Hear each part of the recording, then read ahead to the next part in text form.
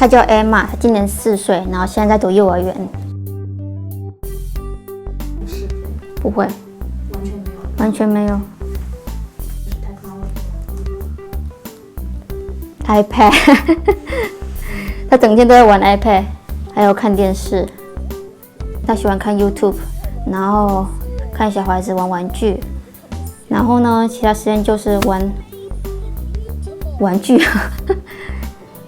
因为整天就想要玩 iPad， 然后看 iPad 的时候又离眼睛很近，就很担心他近视。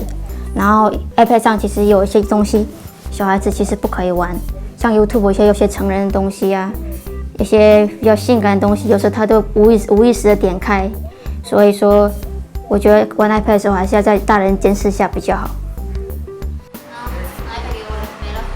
是在家里我就逼他讲中文，因为他去学校去外面都是讲英文，但是他只会跳台，他自己按台换台，他说他不要看中文。有时候他可以有时候我会给他下载一些比较像他像那种3岁4岁可以玩的那种 app， 所以说他还是可以玩一些算术啊、拼图啊那种之类的，像那种脑力游戏。最好就是最早的年龄还要接触什么样的东西？越晚越好。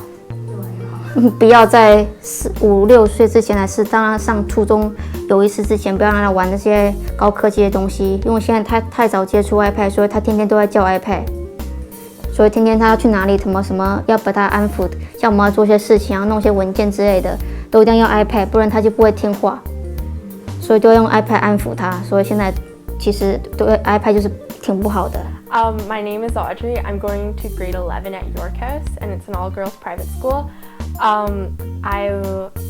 When I'm not in school, I'm probably working out or rowing or one of those. At school, we have smart boards. We just use Macs and Apples.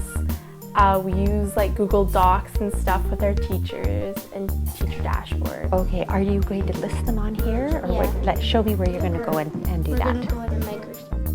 One of the things that we really want to do is help student teachers understand how they can play a role in the lives of kids all the way from kindergarten to grade 12, helping them to be not just consumers of technology, but really to understand what it is that they're doing online. Some are very helpful, like if we were doing projects within school areas, like interacting with professors, we're using like Gmails to contact. We also have like a university, like there's what's called the Connect Carleton, that's what we have for our universities. So, and then we also have the emergencies, things like in case if you were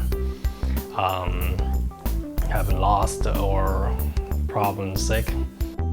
Digital citizenship is really about not just helping kids use the technology that's available to them, but really think more deeply about it to help students understand that they are not just consumers of information, that really they are creators, disseminators of information, and that what they do online matters. Think before you click is a really important educational phrase that we use. You know, and I think that's ultimately what will make them happy as citizens of the world, is by being able to be knowledgeable about what it is that they do online. A big part of Robin's research involves working with student teachers and teachers in the field. It gives her an opportunity to share information and gather insight about kids and their computers. I think it's really important to hear kids' stories about how they use the internet, how they go online, because that's really where we learn what we need to be doing in terms of educating those kids. Like in school, we use a lot of Google Docs and teacher dashboard, which is it's like a document online that the teacher can see when you've edited things, and they can provide comments like in real time on your things. So that's pretty helpful to, like, if you're writing a paragraph, you want like feedback back instantaneously. It's also helpful to keep track of assignments and stuff.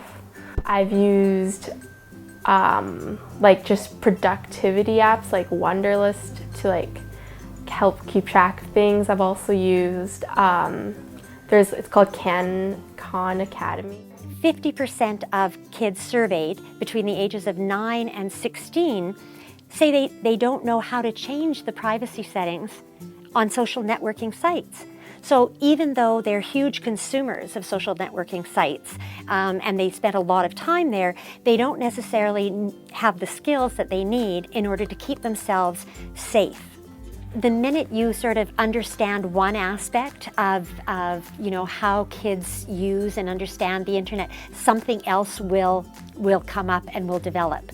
So, I mean, just over the 6 years, things like texting have developed, Twitter's come online, sexting, there's been just, it changes all the time.